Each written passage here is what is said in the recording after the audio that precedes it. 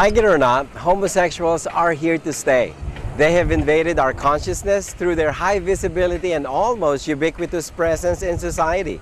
In fact, we can no longer imagine life without them. Some have even begun to wonder if in the Garden of Eden it was really Adam and Steve and not Adam and Eve. But do we accept them? The truth is, most of us still don't even know if we should accept them. I'm Tito Pel, and tonight we will take a long, hard look at homosexuals and ourselves, especially how we should treat them. Talagang kung ganyan sila, bahala na sila sa buhay nila. But at first, I wasn't really used to it. But after a while, I respect them already. Hindi ko sila tanggap kasi hindi sila kontento sa bigay sa kanya na The homosexuals have long been with us. They were spoken of before only in hushed tones and pursed lips. It was only when top comedian Dolphy starred as Pacifica Falayfay that we started talking about them openly, but still reluctantly. Today, they are almost everywhere. Many top-rating television shows feature acknowledged homosexuals, while many others excel in their chosen fields, in business, the arts, or in the sciences. But there are some who are working in their quiet little corners, not willing to admit to their sexual preference. Just what is a homosexual? We'll learn more about them when we return after this break. Ano naman yung ginagawa nila na nagugustuhan mo? Siyempre, center of attraction. Yung binibigyan ako ng pansin, pinupuri. Siyempre binabati ako. Ayo, maganda ako. Tsari.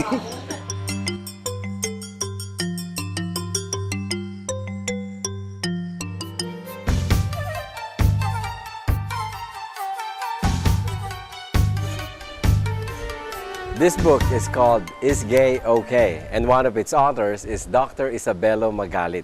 He is also president of Asian Theological Seminary, and he gives some good insights as to how we can better understand homosexuals and how we should respond to them. Dr. Bell has been handling support groups for homosexuals for the last 20 or so years. A homosexual is a person, physically either male or female, who experiences a sustained sexual attraction to persons of the same sex. On the other hand, Courage is a support group for homosexuals established in the United States by a Catholic priest. Courage started a local chapter here in 1995 upon the permission of Jaime Cardinal Sin, and Mr. Joe Garcia has been its counselor since 1997. There is actually a distinction between a homosexual and a gay. When we say a person is homosexual, we are really referring to his orientation. That is, he being attracted either to the opposite sex or the same sex. Now, for a homosexual, he is attracted to the same sex. So, period. We are only referring to the object of attraction of the person. Gay is a homosexual who engages willingly in active sexual lifestyle, particularly homosexual active lifestyle. I see the homosexual person as a wounded person. Wounded person? Isn't that a radical way of looking at homosexuals? Many characterize them as being funny and hilarious and even amusing, as if they are supposed to be there just to entertain us. Kung titingnan natin how they are being represented in the media, well, yung pag-portray ng mga homosexuals as somebody who are funny, highly effeminate and all, is more damaging. Because of that projection alone, we see them as funny persons, parang hindi pa genuine na pagtanggap yun eh. We see them as entertainers. But as a normal member of society, I doubt. We really have to see them as talagang normal persons. Homosexuals are real people. They struggle every day to make a living, just like the rest of us. They too have a story to tell behind the blush on and the lipstick. Here at James Cooper Salon, Jay SANTILLAN gives free rein to his creativity as he serves his clients. Kailan mo ba naramdaman na hindi ako yung isang typical na lalaki? Kailan mo naramdaman yung gano'n? Mga elementary. Elementary pa lang. Anong age mo? Ano ba? Siguro mga 8 or 9. Mahilig talaga ako magsuot ng mga pambabae. Napansin ba yun ng mga magulang mo? Oo, yung mother ko lang. Eh, ang tatay mo, ano sabi? Tinali niya ako sa sa langgaman. Oh, bakit daw? Kasi nga, ayaw niya kasi maging ako. Maging bading. So sa ngayon, ano nang acceptance sa'yo ng father mo? Balitanggap niya na ako na ganito ako. Hindi siya galit sa'yo ngayon? Bakit Hindi daw? na. Eh, syempre, nakakatulong na ako eh. Maraming pagsisikap ang ginawa ni Leo Magallanes para siya ay magkaroon ng isang beauty parlor. Pero kasama sa pagsisikap na ito ay yung bigat na kalooban na kanyang naramdaman bilang isang homosexual. Nagtataka talaga ako kasi tinutokso ako ng mga kasama ko, yung mga siguro mga 8 years old, natandaan ko yun. Tinutokso ako palagi bading daw kasi meron daw akong uncle na bading. Pero hindi pa rin ako pumayag nga ako isang bading, pero pag umakyat ako sa taas, lalo pag ako lang isa sa bahay, nagdadamit po ako ng babae sa loob ng kwarto ng mama ko. At ang sakit sa kalooban ay mas nararamdaman pa ni Jay at ni Leo kapag ka sila ay nag-iisa na. Araw-araw, naisip ko na ganito na lang ba palagi ang buhay. Minsan naisip ko na parang sinasamantala na nila yung kabaitan. Minsan nagbabasa din kasi ako ng Bible talaga pag yung lalaki, kapwang lalaki nakipag-ugnayan sa kapwa niyang lalaki ay hindi po maligtas. Kaya yun sana ang hingin ko sa kanya kasi hindi ko man sinisisi yung sarili ko or yung magulang ko nagiging bading. Basta ang nararamdaman ko po ay yung bakit nagkagusto lang po ako ng isang lalaki. Yun lang po ang hanggang ngayon hinahanap ko yung sagot na yan. Then, there are others who believe that one's personal sexual preference should not be an issue. One of them is Antonio Santos. I don't think I've had a problem with my respect for myself. I don't have to defend myself. I have to define myself or put a label on myself. Like sinabi mo, did I have to tell my parents? Hindi naman akong tatago sa parents ko kung ano ako ngayon, kausap mo ako. Eto ko miski na yung mga kaibigan ko, kung paano ako magsalita, paano ako kumilos, the way I dress up. I never apologized for it. I did as I please. And since I grew up in a family, siguro an environment which is pretty liberal in the sense that I don't know, again, in question is, what's the big deal? Para sa akin kasi, there was no big deal. Antonio designed his house to have no grills or locks. The windows are wide open. Like his house, Antonio's life is an open book. And for him, he never even considered coming out of the closet because he was never in it in the first place. How people perceive us is only a fraction of what we are, di ba? At the moment. And sexual preferences is just one aspect. Ba? So people do not have the right, or the privilege for that matter, anybody to judge you, for instance. I see you now as a host, and I know you, for instance, only in your professional capacity. There are many homosexuals who do not have any problems with discrimination, simply because they do not let it bother them. They are satisfied, they are fulfilled, and they are secure. Their sexuality is not even an issue for them because they do not turn it into such. So, there is no problem. Or, is there? Basta naano ko na lang na T-bird ako, siguro elementary. Kasi elementary nagkaisip po ako talagang hindi na ako mahilig mag-dress, ganun.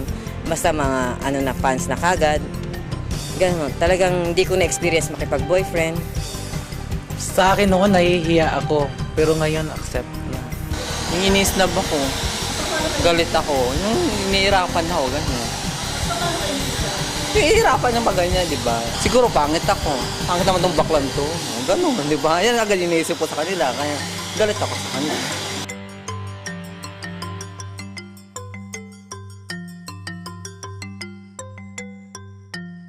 Kung halimbawa may makita kang gay sa simbahan, anong gagawin mo? Pag pumunta po sila ng simbahan, hindi tayo makadjudge niya dahil hindi tayo. Papangaralan na lang natin tungkol sa mga sinasabi sa Biblia. Wala tayong magagawa Siyempre, ayaw natin makasakit ang damdamin. Di siyempre, tatanggapin natin yan.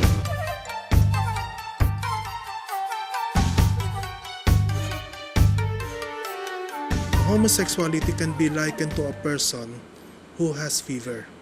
Okay? Ang tao may lagnat, not because he has fever, period, but because something in him is causing the fever. Let's say, pwedeng fracture, pwedeng infection. Now, in the case of the homosexual person, there are causes, should I say, there are factors that made a person homosexual. Now, if something can be done to remedy those factors that have been affecting him, eto sa nakita ko na, unti-unti, mababawasan yung sexual attraction niya towards the same sex. Dr. BAUTISTA, psychotherapist and a leading counselor from UP, shares some insights into these factors that contribute to a person's homosexual condition. There are many explanations, but not one is really conclusive. So these are all outcomes of what we call correlational studies. One explanation is that it's a result of experiences in childhood. Another one, of course, is explained by conditioning theory, where you could say behaviors that could be described as part of the homosexual experience is the one that is reinforced. The dominant theory at the moment is probably the absentee father and the dominant mother. So it's a combination of these two.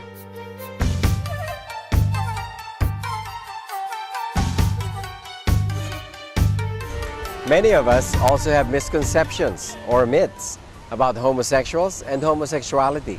Unang-una, that once a person is homosexual, he will remain a homosexual forever.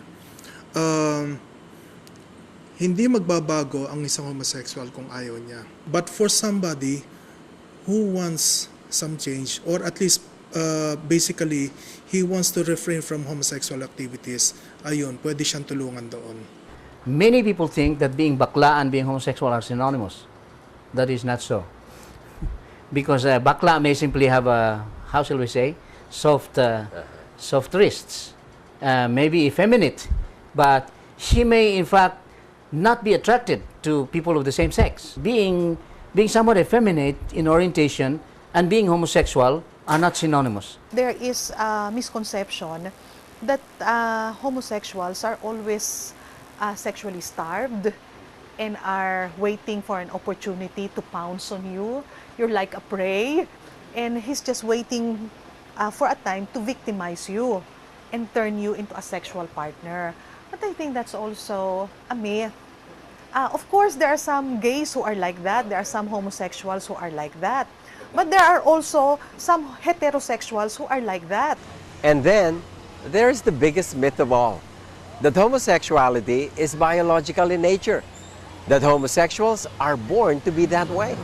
There's a lot we don't know in terms of the biological nature of homosexuality. The jury is still out. But the mythology has been to say, well, I am homosexual by nature, so I cannot help myself. Of course, that means you are not ultimately responsible for your sexual orientation. Would that be similar to saying I'm a thief by nature and I cannot change? Right. The argument would be similar in that sense. I am a kleptomaniac, and that is why I steal.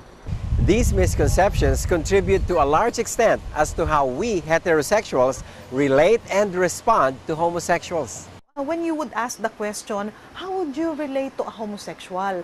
That in itself tells us that it's still a very big problem, because it seems that there are some people who don't know how to relate to the homosexual.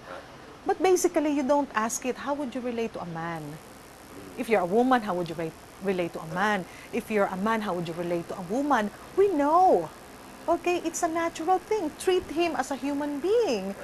But if you ask, how would you relate to a homosexual? It seems as if he's on a different category, outside ordinary human beings. There is a broad range of attitudes among Filipinos towards homosexuals and homosexuality. On the one hand, there is a pro-gay movement, which argues for full acceptance of the gay lifestyle as an alternative way to live. At the other extreme are Filipinos who condemn homosexuals and homosexuality as the great evil of our time. the precursor of God's judgment on the nation. Well, between these two extremes, the gay liberation movement and homophobes, we might call them, many Filipinos would be either tolerant of, or indifferent to gays. Okay. Tolerance may come from genuine respect for persons. Okay. That means these are the people who say people are entitled to their choices, provided they do no harm. Okay. So gays are okay, provided they do not become pedophiles. Okay. But indifference may also result from ignorance of the moral implications or from plain syncretism. When we return, we will try to find that ideal response to a homosexual. And we will also get to meet Vince Santiago, who had a sex change in 1985. Di-entertainin natin, ating tatanggapin, then imbitahan natin sa service. Ay, kakausapin ko siya. Kasi naka-experience na ako na magkaroon ng mga kaibigang bakla. Masarap silang kasama. Okay lang, kakausapin. Eh, it's not for us to judge, di ba? Dapat magbago sila, dapat kausapin sila. Baguhin nila yung buhay nila.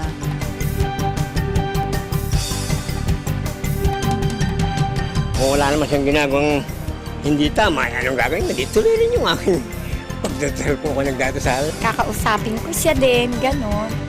O de, iaano ko siya dito, yung i-welcome, i-inform ko kung ano ang mga ginagawa dito, kung pwede siyang maimbita, kung halimbawa may mga fellowship.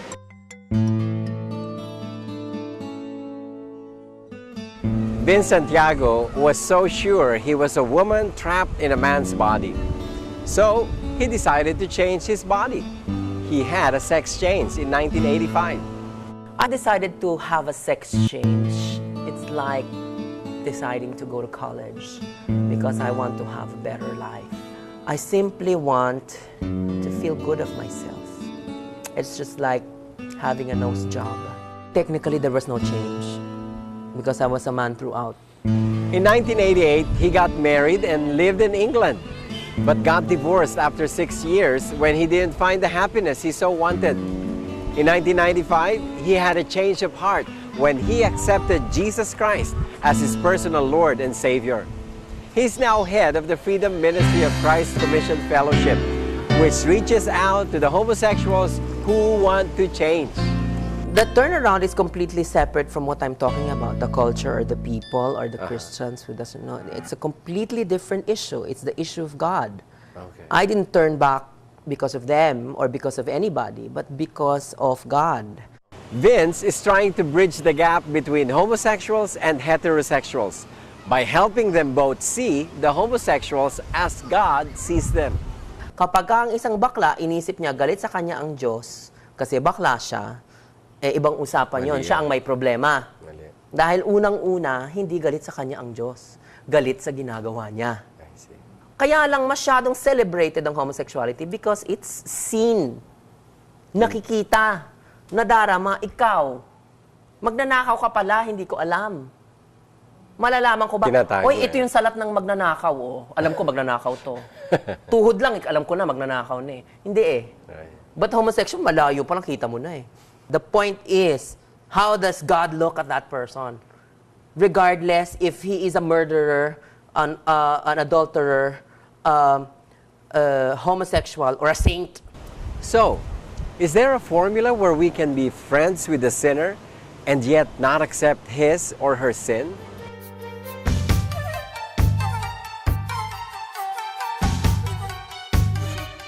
We do it by saying that the church is a community that accepts all kinds of sinners. Okay.